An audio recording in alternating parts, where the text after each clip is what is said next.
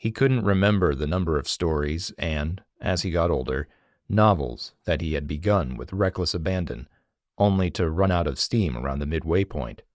It was infuriating.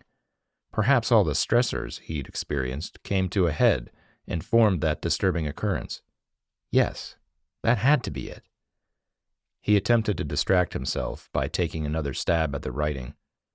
At the moment, he had about 4 unfinished novels on his coffee table. Wait. He rearranged some papers and realized that there was a 5th that he'd forgotten.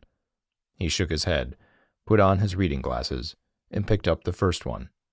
It was an epic tale that had hit a snag at page 217. He put his pen to the page and hoped for an inspiration. He blinked hard. Right there, in his handwriting, were the words, "You are wrong. This isn't your imagination." And the text was written in black ink. These words, however, were light blue, the same blue he'd seen earlier. He closed the half-book and shoved it away. He grabbed another book he'd been working on, not even bothering to process what he'd just seen. This one was a quick-witted and fast-paced comedy of errors. He went to the last page he was on and realized that he didn't recall the plot. He had discarded this one quite some time ago. Grimacing over the lapse in memory, he flipped some pages back to refamiliarize himself with the story. Jonah paused on page 48, right in the middle of a dialogue between his protagonist and a potential romantic interest, was a random sentence that was in blue ink. "I'm not kidding. This is real. Real as it is ever going to get." Jonah straightened.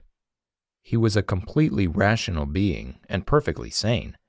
How could he have graduated high school, voluntarily attended school another 4 years, and then stay on for an additional 2 years if he had been insane? "I'm not crazy," he told himself.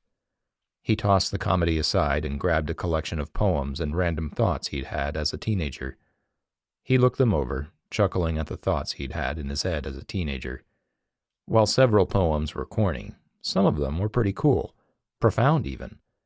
He could alter the world with his work if only someone gave him a chance.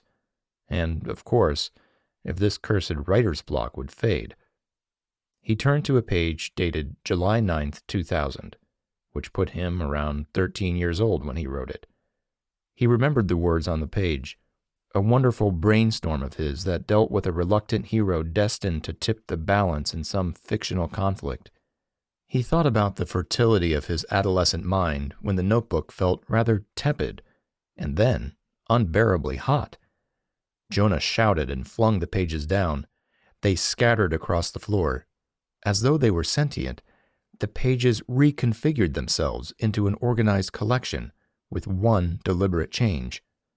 The poem from 2000 was now situated at the top of the pile. The stanza that made up the center of the poem began to steam. Then the black letters burst into flames, which didn't damage the rest of the paper. The words burned for a full 30 seconds, and then the flames extinguished themselves. The page flew from the top and spun toward Jonah's sweaty palm. Reflexively, he caught it. He stared down at the formerly black letters, which were now light blue on the paper. The stanza went, "The hero had emotions to master, numerous talents to unearth and hone, for the day was swiftly approaching that he was heading for a danger zone." A chill went down Jonah's spine. What the hell was this?